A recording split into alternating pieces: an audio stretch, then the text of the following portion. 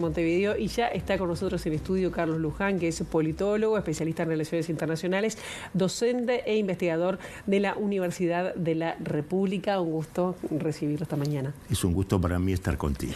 Un conflicto, el de Medio Oriente, que se está complicando, por lo menos en las últimas horas, este ataque de Irán a Israel. ¿Cuál es la primera lectura o cómo se explica, digamos? ¿Cómo lo podemos entender? Mira, yo creo que esto es muy dinámico. Empecemos por poner en contexto qué es lo que está ocurriendo en el día de hoy.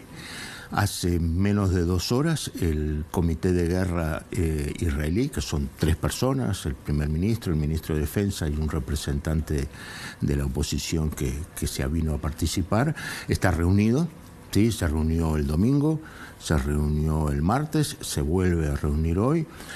El jefe del Estado Mayor de las Fuerzas de Defensa israelí plantea que los planes militares para una respuesta están planteados. Primer elemento. Entonces, esta continuidad que no ha dado una respuesta de cese hace que esto tenga la complejidad de que está continuando. Luego, me parece muy importante la visita de David Cameron, ex primer ministro británico, hoy actual canciller, ministro de Relaciones Exteriores, que se reunió en la mañana de hoy con Herzog, el presidente, y tiene una reunión con Netanyahu, que plantea la respuesta militar israelí. Es un hecho ya que damos por sentado. El punto es cuál es la magnitud de esa respuesta. Tercer elemento, que Estados Unidos plantea prudencia a Irán, o sea que venía planteando la moderación para Israel, con lo cual uno puede intuir de que allí lo que está es seguramente una reticencia de los anglosajones a participar en una ofensiva. Creo que claramente no va a ser, pero probablemente hoy se esté cerrando sí el compromiso de la defensa del Estado de Israel. Acá te hago un paréntesis. Como tú sabes, hace poco estuvo Peter Burke en la Facultad de Información y Comunicación, el más importante historiador vivo que hay en el mundo, que trajo Mónica Marona, la profesora Mónica Marona, y una conferencia, y nos decía, lo que uno puede ver son indicios, ¿sí? Formas en la niebla, referido a la historia, más aún cuando pensamos el futuro inmediato, pues estamos hablando de lo que puede pasar en los próximos días. Y se ha hecho muy común esta idea de la niebla de la guerra. Entonces, más allá de que tú y yo y los televidentes todos decimos la paz, acá lo que tenemos que ver son indicios en términos de qué es lo que puede ocurrir. Claro, me gustaría ir a lo que puede ocurrir. Pero ¿por qué Irán atacó Israel? Bueno, eso es más allá del elemento puntual, ¿no? Veamos hasta dónde nos remontamos. Si nos remontamos... En 15 minutos, si entra, está bien. A menos de un año. No, si nos vamos siglos es un problema. Irán promueve que Hamas, la Yihad Islámica Palestina y otros 5 grupos palestinos de Gaza se reúnan en el Líbano bajo el anfitrión Hezbollah. ¿Sí? Y planean en el Líbano las acciones del 7 de octubre en las que participan estos grupos. Recordemos que de los 230 rehenes, 170 aproximadamente fueron por Hamas y 50 por la Yihad Islámica Palestina, de los cuales no ha habido ninguna liberación. Entonces empieza una coordinación allí. Las acciones del 7 de octubre, Herzog el 9 de octubre declarándole la guerra a Hamas, ¿sí? Toda la situación entonces en Gaza, Israel que hace menos de 2 semanas bombardea el consulado iraní en Damasco, eso es un casus bellus. O sea, y en respuesta a esto aparece entonces ya no estos grupos pro-iraníes como puede ser Hezbollah o cercanos como puede ser Hamas, sino que el propio Irán reacciona en una cantidad, en términos de los daños, muy moderados. Ahora, más allá de que conocemos lo que ocurrió en términos de las bajas civiles, con la desgraciada herida grave de esta niña beduina, se destruye la infraestructura de una base militar aérea en el desierto del Negev. Las bajas militares, si las hubo, son un secreto muy bien guardado, o sea, lo que uno puede saber es cuántos civiles mueren. Entonces, eso lleva hoy que, frente a esta destrucción de esta base militar, Israel decide: o no hacemos nada y damos bajo la narración de que es una gran victoria haber evitado el ataque, o vamos desde una mínima, que es una reacción, y destruimos una base militar iraní, eso es como la de mínima, o, como han planteado algunos, no es por los resultados del ataque iraní, sino por la magnitud, y entonces son 300 los misiles, los ataques aéreos que Israel realiza, y ahí depende de los blancos. Igual la situación es bien distinta, porque al ataque del 7 de octubre se respondió, ahora hay más de 30.000 muertos en Gaza. No se ha respondido de la misma manera en este caso, ¿no? No, estamos en 34.899 muertos, 7.000 desaparecidos bajo los escombros, 80.000 heridos, de los cuales una parte importante bajo las condiciones sanitarias no van a sobrevivir, y una situación que continúa, porque claro, esto, lo de Irán ha opacado de alguna forma. Hay algunos analistas internacionales que dicen también que esta situación vino a salvar a Netanyahu, que está al final de su periodo. ¿Puede ir por ahí? Bueno, las elecciones parlamentarias son el año que viene. La oposición muy enérgicamente ha llamado a elecciones parlamentarias anticipadas. Recordemos que Israel no es un sistema presidencialista, sino parlamentario.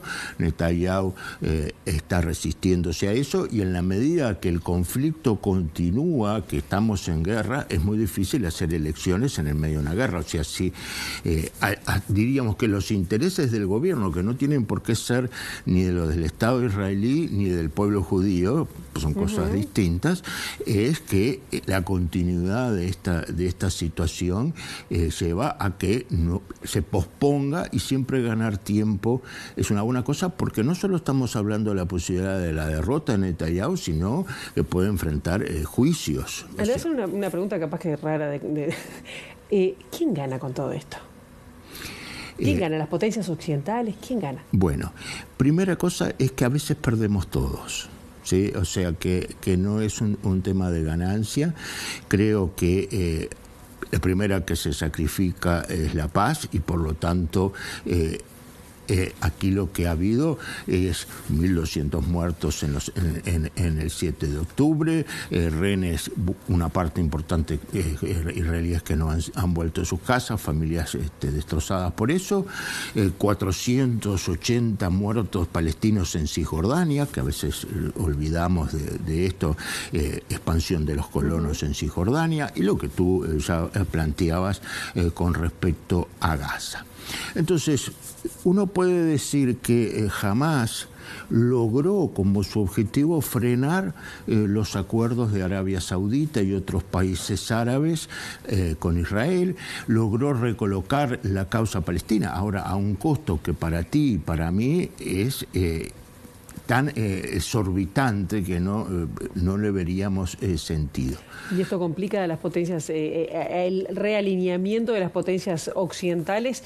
Y pienso más para acá, porque uno dice que ocurre tan lejos, que nos puede afectar el precio del petróleo. El precio del petróleo, las posibilidades de que un conflicto allí también interrumpa todo lo que es el tránsito marítimo por el estrecho de Hormuz, si Irán lo bloquea o destruyen algunos barcos y el canal de Suez se plantea su destrucción. ¿Las armas nucleares? Bueno, y sobre las armas nucleares, ahí depende de la reacción israelí. Yo no creo que en primera instancia Israel ataque las plantas de producción de uranio enriquecido, las centrifugadoras, que tiene más de 3.000, Irán, entre otras cosas porque están bajo algunas 90 metros de roca sólida y otra a 300, 400, con las cuales las armas convencionales, bombas de 2.000 libras, casi 1.000 kilos, no penetran,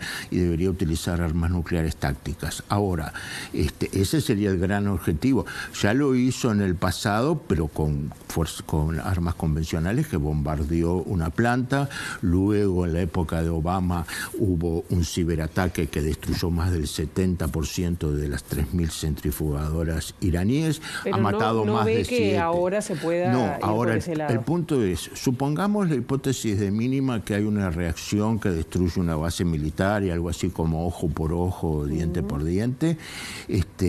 Irán dice que está listo para responder 10 veces lo que se ha atacado. Y ahí la respuesta iraní va a llegar. O sea, ¿cuál es la contención para que Irán no responda a un ataque israelí? Y entonces ahí ese es el gran peligro, que es la de la escalada, ¿sí? Y entonces ahí sí estamos en una guerra, ya no entre un grupo armado, Hamas, y un Estado, el israelí, sino entre dos estados con sus ejércitos, con sus armas, y recordando, como tú bien acotabas, que Israel, aunque nunca las declaró, tiene 90 armas nucleares, tiene más de 30 F-35I, que son los aviones americanos de última generación mejorados aún, con capacidad de bombardeo, tiene los misiles Jericó 2 y 3 con capacidad de destrucción. O sea, ese es un escenario, creo que todavía lejano, pero lamentablemente si entramos en un ataque y contraataque, la escalada está presente. Y eso nos va a afectar a nosotros, porque el daño ecológico, ya sí sea de la destrucción de una planta de enriquecimiento de uranio, ya ni siquiera estoy hablando de una explosión nuclear. En el hemisferio boreal, por los vientos, podemos tener una contaminación muy importante, y eso va a traer no solo hambre, sino enfermedades. Va a ser muy complejo. Nos va a quedar pendiente, lamentablemente, cómo cambia el escenario en Gaza, pero ya lo estamos convocando para una próxima oportunidad. Gracias, Luján. Muchas gracias a ti, y reitero el agradecimiento a la Universidad de la República, a la Facultad de Derecho, a la Licenciatura de Relaciones Internacionales, al Instituto de Ciencia Política, a la Facultad de Ciencias Sociales, que me permiten poder investigar, poder enseñar, poder reflexionar con mis estudiantes y compartir contigo estas apreciaciones sobre el mundo. Muchas gracias. Gracias.